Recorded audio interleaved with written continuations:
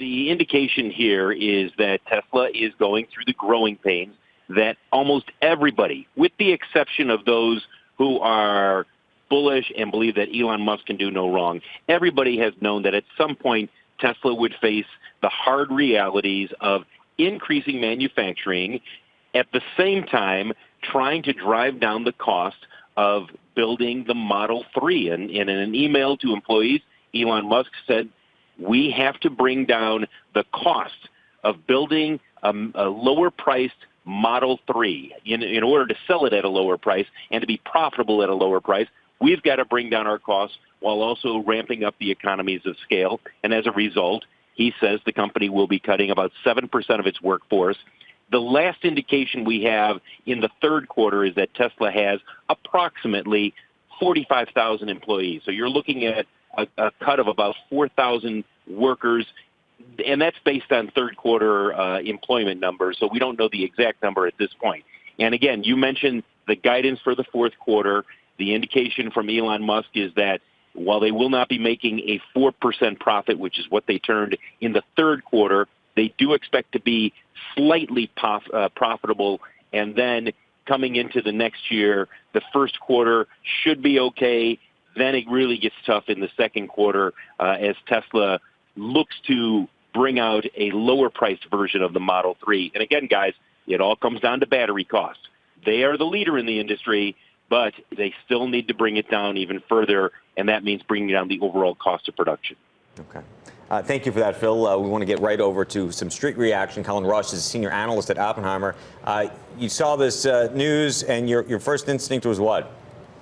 You know, this looks to us like a mix of a proactive move in terms of cutting costs to get ready for later this year, but also a bit of cleanup on the kind of massive push to get the Model 3 out this year. I think they added an awful lot of staff to get these numbers and extra resource, with like the tent that they'd put up to move cars through. And so to see them cutting the staff isn't a huge surprise in our view. This is a full-time workforce. These aren't temps, though, right?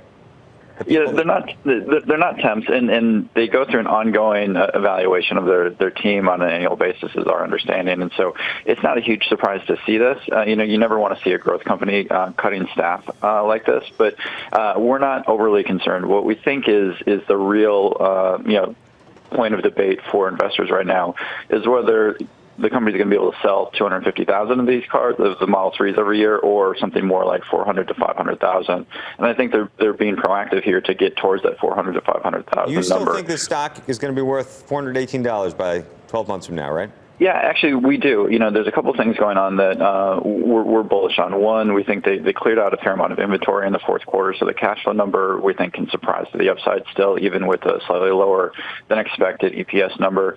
The other thing that we think they're going to end up doing is actually begin ramping this factory in China. We think people are going to get bullish on that.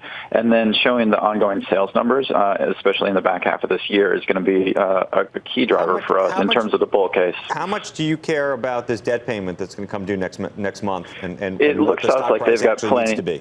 We think they've got enough cash on the balance sheet to actually do that without having to convert that stock. We think it's a catalyst if they can keep the stock up above 360 to get that converted into equity. But it's not. My question is, do you think it's going to be there in a month? I mean, it's a little bit hard with this market. It really depends on where the cash flow number comes out, and we think street expectations have been creeping a little bit higher. That's a little bit what you're seeing in the stock reaction today, that people are recalibrating. And then part of it sounds like you're making a bullish case on where vehicle sales are going to be in the second half of the year. But in the second half of the year, you're going to have a number of real competitors coming online with some of their vehicles. How do you think about that? Well, let's just get realistic about what that competition looks like. I mean, people have been very excited about some of the vehicles coming out in 2018. That's been, one, those cars have been delayed.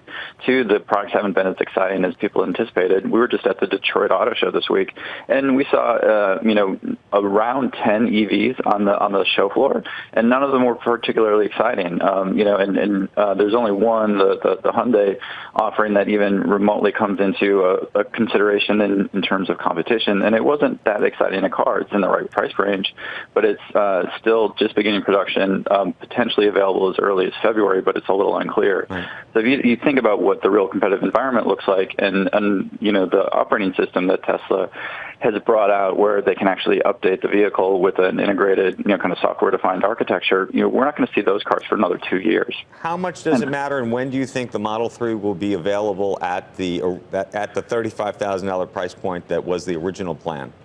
This timing has been slipping. We would look at somewhere around late 3Q, 4Q. They're going to probably push to get it out for that July 1 date, and we'll see what happens.